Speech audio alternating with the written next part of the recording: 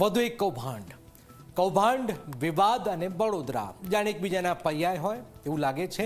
વધુ એક કૌભાંડ અને અણ આયોજનનું એવું કામ વડોદરામાં બેઠેલા સત્તાધીશોએ કર્યું, જેના કારણે વિવાદ સર્જાયો છે। પહેલા તો ખરીદીમાં ગોટાળો કરાયો, ત્યાર પછી જેની ખરીદી થઈ હતી તે કોઈ કામ વગર જ ખંડિત થઈ ગયું। ત્યારે શું છે આખું કૌભાંડ, આવું જોઈએ, જાણીએ, સમજીએ।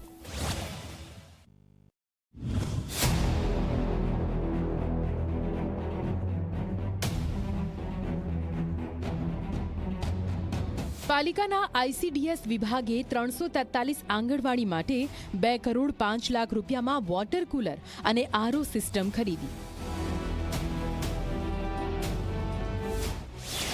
જીએમ પોર્ટલ દ્વારા અમદાવાદની પંસુલ મલ્ટી ટ્રેડ કંપનીને આ કામ સોંપાયું। કુલર મૂકવામાં આવ્યા, પણ 1.5 વર્ષ બાદ પણ 150 જેટલી આંગણવાડીમાં એક પણ કુલર શરૂ જ નથી થયું। આ છે તે વોટર કુલર જે બાળકોના પીવાના પાણી માટે મુકાયા હતા, પરંતુ હકીકત એ છે કે ઘણા સ્થળે તો છત પર પાણીની ટાંકી જ નથી અને નળ કનેક્શન પણ નથી।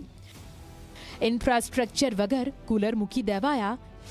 પ્રશ્ન એ છે કે આટલી ઉતાવળ શા માટે?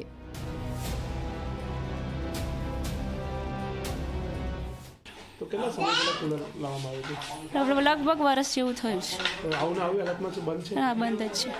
તો બાળકોને પાણી પછી કઈ રીતે આવે? પાણીને બાજુમાંથી ભરી લાવવું, કાં તો પછી બાળકો એમના ઘરેથી બાટલ ભરીને આવે છે। આ બાબતે કોઈ રજૂઆત કરી તમે કુલર ચાલુ કરવા માટે તમારા? હા, કરી હતી ને। આરટીઆઈ એક્ટિવિસ્ટ દ્વારા બહાર આવેલી માહિતી બાદ કૌભાંડની દુર્ગંધ વધુ તીવ્ર બની છે। એક્ટિવિસ્ટ હવે વિજિલન્સ તપાસ અને જવાબદાર અધિકારીઓ પર કડક કાર્યવાહીની માંગ કરી રહ્યા છે। એટલે એક કુલરની કિંમત છે 60,000 રૂપિયા। તો આ ટોટલ જે સર્વે કર્યું અમે, તો 2 કરોડ 5,80,000 રૂપિયાની જે કુલર ખરીદવાનું કૌભાંડ થયું છે મસ્ત મોટા પાયે। કારણ કે જે તે સમય પર એચઓડી દેવેશ પટેલ હતા, તે સમયે જ આ કુલર ખરીદવામાં આવ્યું છે। એટલે ક્યાંક ને ક્યાંક લાગી રહ્યું છે કે બાળકોની સુખાકારી માટે જ્યારે ગુજરાત રાજ્ય સરકાર સારું વિચારતી હોય અને સારી રીતે સવલતો સુવિધાઓ પૂરી પાડતી હોય, પરંતુ ક્યાંક ને ક્યાંક લાગી રહ્યું છે કે આ મસ્ત મોટા પાયે જ્યારે ભ્રષ્ટાચાર થયો છે, ત્યારે અમે ખાસ કરીને આજે માંગણી મૂકી છે કે આવનારા દિવસોમાં વિજિલન્સ તપાસ પણ થવી જોઈએ। સૌથી મોટો આક્ષેપ, બજારમાં જે કુલર 40,000માં મળે છે તે પાલિકાએ 60,000ના દરે ખરીદ્યા। એટલે સ્પષ્ટ સવાલ એ છે કે શું અહીં કોન્ટ્રાક્ટ એજન્સી અને અધિકારીઓ વચ્ચે સાંઠગાંઠ થઈ?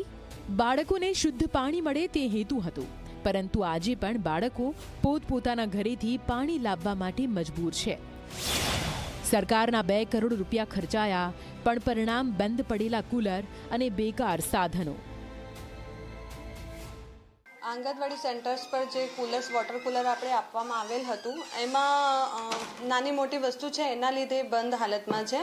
એકચ્યુઅલી કેટલા બધા આંગણવાડી સેન્ટર્સ છે જ્યાં સ્વિચ બોર્ડ નથી અને આંગણવાડીમાં પાણીની ટાંકી નથી, ઓવરહેડ ટાંકી નથી, અને કઈ જગ્યાએ આંગણવાડીમાં ટાંકી છે તો એનું પાણી કનેક્શન નથી। હવે પાણી આંગણવાડીમાં આવે જ નહીં તો પછી વોટર કુલર કેવી રીતે આપણે ચલાવી શકીએ? આ આખો મામલો તત્કાલીન આઈસીડીએસ એચઓડી ડોક્ટર દેવેશ પટેલના સમયે ખરીદી દરમિયાન થયું હોવાનું સામે આવ્યું છે। 1.5 વર્ષથી બેકાર પડેલા કુલર, લાખોનો સરકારી ખર્ચ અને આધાર વગરની ઇન્સ્ટોલેશન। હવે સવાલ એ થાય કે આ બાળકોની તરસનો જવાબદાર કોણ? અને 2 કરોડનું કૌભાંડ કોના આશીર્વાદથી થયું?